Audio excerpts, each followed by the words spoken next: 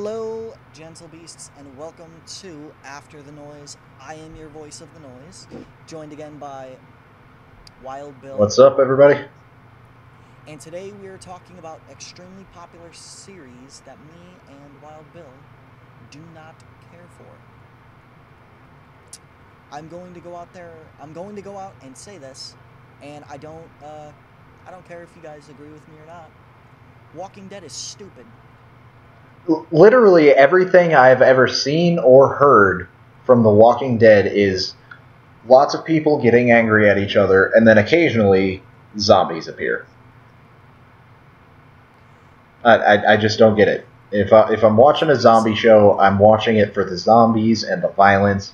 I'm not watching for some form of drama. The reason I don't like it is because I'm of the mind that zombies are done. We should not have zombies anymore. We've had zombies around for way too long. Nothing else has lasted this long. Vampires. Yes, but vampires are never going to go away, and it's time we've all accepted that. Vampires are always amazing because depending on where you come from in the world, vampires have different powers. Like, they did this semi-serious vampire well. They did the vampire love story well. I swear to God, if any of you idiots comment Twilight, I will delete you. I thought that was what you were referring to for a second there, and I was gonna have to just completely cancel this and not even come back. No, I am talking about Anne Rice's interview with the vampire. Oh God, what is his name? Oh. Tom Cruise. No, the actual vampire's name. Lestat. That's it. Yep. That movie was fantastic at a time where it was almost unheard of for vampires to be sexy. I mean, we started off with Nosferatu, which is Greek, based off of Greek, which comes from nosophoros, which means disease carrier. Vampirism was a disease. And then it went to Dracula. Dracula was fantastic. And then we had Interview with the Vampire, which Interview with the Vampire started this whole trend off. But it did it in a good way. Unfortunately, everything that followed didn't follow up consistently with, well, the quality of it. Not everything. I still think Queen of the Damned was pretty good.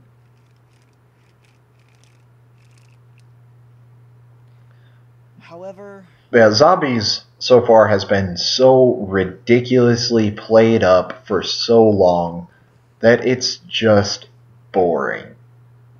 I mean, anything you look at now has zombies in it. Red Dead Redemption was a fantastic game. Yeah. And then they're like, how do we fix this? Zombies. And now you've got this Metal Gear Solid game. I forget the name of it. Metal Gear Solid with zombies. Metal Gear Solid is doing zombies now. Who asked for that? Because I know I didn't. I don't think anyone I've ever met that has been, at any point in their lives, a fan of the Metal Gear series has ever said, you know what would make this really fucking awesome? Zombies. That's ridiculous. And what's amazing is it's going to follow the Metal Gear franchise. So Snake's going to be like, what's causing these zombies? Nanobots.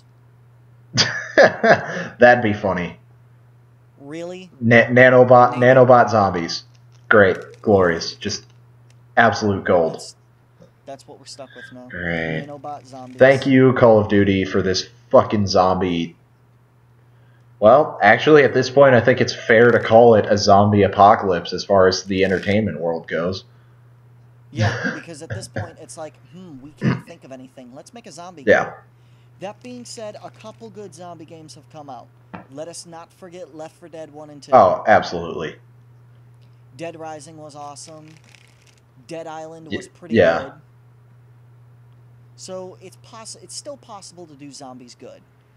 But with the sheer volume of it, of course there's going to be some good ones, but not all of them are going to be gems. Yeah. And I mean, Warm Bodies, really? That had to happen? It was a zombie Romeo and Juliet story. And I It wasn't. don't fucking get why we needed that. It wasn't even Romeo and Juliet, because at the end they didn't even have the common decency to kill themselves. Well, it was, though, because they just called the main zombie character R, and I believe the main chick was, in fact, Juliet or Julie or something like that. Some It variant was Juliet. thereof. It was based heavily, like, the implications were that this is Romeo and Juliet with zombies. Yeah. But they didn't even, like I said, in Warm Bodies, they didn't even have the common decency to kill themselves. But it's this oversaturation of vampires and zombies that are really getting to me. I mean, did we really need Pride and Prejudice and zombies?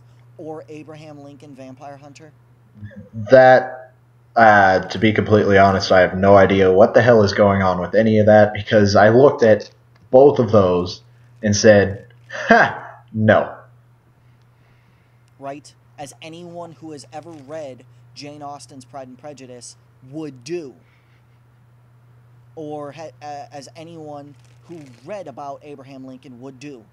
This is a guy who used to rip trees out of the ground, was a professional wrestler back when wrestling was actually real, a lawyer, and got put up for the presidential nomination without even putting his hat in the ring.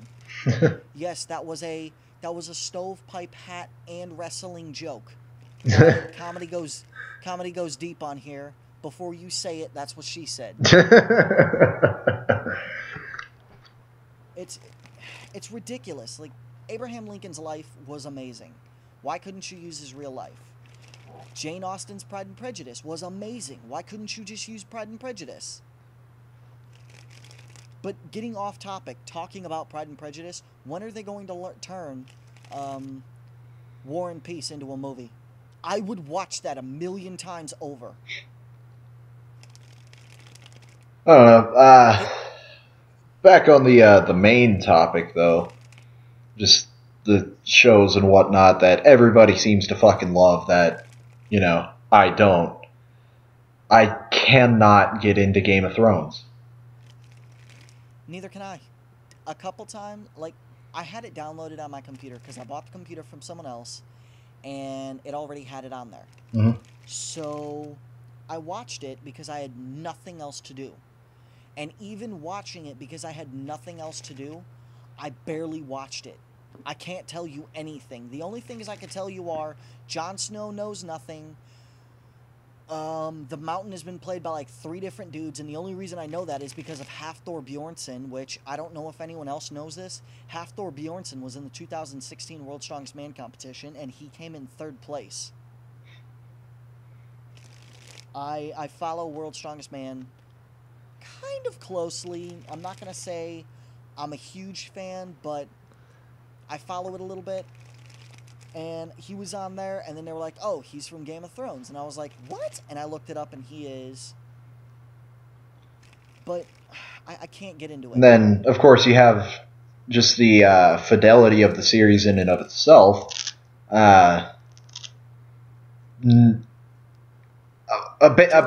big popular thing among the Game of Thrones fans that I've met is like the sex scenes and whatnot, because of course sex sells.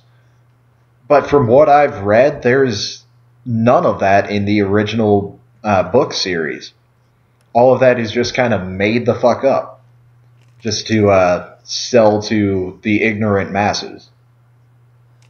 And going off of that, like, another one of our topics, we're going to be popular series that we didn't think got enough love. Or unpopular. Unpopular series that we didn't think got enough love. Let's be honest here. Game of Thrones is just a crappy rehash of The Tudors. And if you've ever seen The Tudors and watched a single episode of Game of Thrones, you know exactly what I'm talking about. Don't deny it. Stop lying to yourself. Why are you lying to yourself? Look at Binkley. Binkley loves you. Stop it. When I say Binkley, I'm going to put an image of a little dog down in the corner. Yeah, I never personally watched The Tudors. I'm not huge into a whole lot of different TV shows and whatnot. But to make a bridge over, anime series. You said you weren't a particularly big anime fan, but Nope. I watch a few. I watch a little here and there. One big one that I keep getting recommended to me, like, oh man, you're gonna love this. I know the kind of stuff you like. This is gonna be great for you.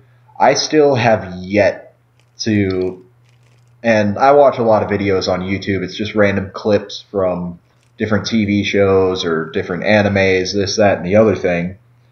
And all these clips that I've seen, I still have yet to find anything appealing about Full Metal Alchemist. I I just have to concur. I haven't found anything that would say, hey, maybe you would actually like this. All right, I'm gonna go check this out. Everyone's just like, I no, have this is an amazing show. You need to watch it.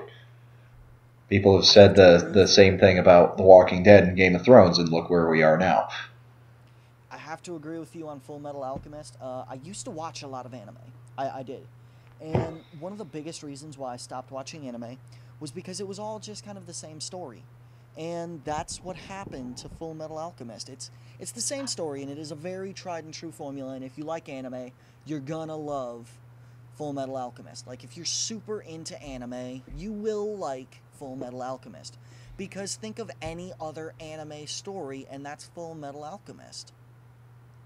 That's the problem. It doesn't tread any new ground. It doesn't throw any new ideas your way. And I know people are going to scream, "Oh, it's about alchemy. It's about alchemy." Well, the alchemy literally just gives him magical powers, and I think alchemy as an entirety, like that whole thing that you have to know certain types of magic to do certain types of magic, I think the whole thing was done a lot better in Seven Deadly Sins. Throw out to my favorite anime series, the only one I still watch, and the only season 2 I'm still actually pumped for. Yeah. On that note, there, like, yeah, anime does get quite repetitive on stuff like that. I know, Akame ga Kill.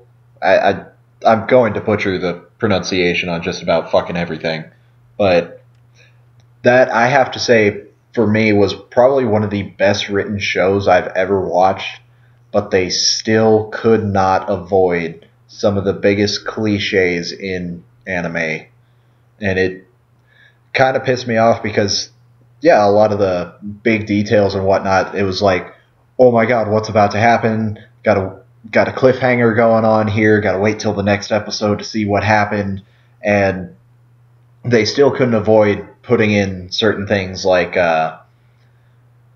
big explosion happens, and you're thinking like one of the characters is going to die, but instead of seeing the explosion actually overtake that character as they're sitting there accepting death, it's a dust cloud that gets to him first. So you automatically know that that person is going to survive. There's going to be some sort of fucking ex machina that comes in and scoops them out of there right at the same time. They're just going to be sitting there with their eyes closed, and then, wait, they open their eyes and there is person A lying or carrying them away from the explosion just in time. Which I think we're not going to be able to do a great series, like a truly groundbreaking series, until we step away from this whole ex machina thing and stop with the whole our main character can't die. Screw that. Kill off the main character, start building someone else's story up. Yes, we love people love Alaric from Full Metal Alchemist.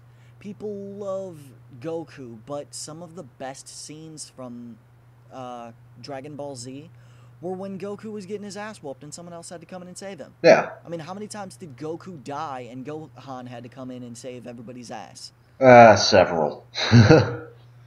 Someone always had to pick up the slack because someone was always dropping slack. That's the way it was, and that's why it was so good, and that's why so many animes pull from it, but they don't pull the most important thing. If we only see one character, nobody cares. That's why I think Dragon Ball Z, and people will argue with me on this, Dragon Ball Z does not have nearly, or Dragon Ball period, I don't know what it's called now. Dragon Ball doesn't have the viewers that it used to because now they've just handed Goku all these Deus Ex Machinas. Yeah. It's like, oh, he couldn't beat Broly. Well, he couldn't fucking beat Broly because Broly destroyed a universe, and as long as he was alive, his power kept growing. But all of a sudden, he takes the energy from people who couldn't beat Broly in the first place, and then he elbows him in the gut, and Broly Oh dies. no. Now, now Goku can turn into a god, and so can Vegeta, and they're like Super Saiyan Black and Purple and Green and Super Saiyan Neon and fucking Super Saiyan McChickens.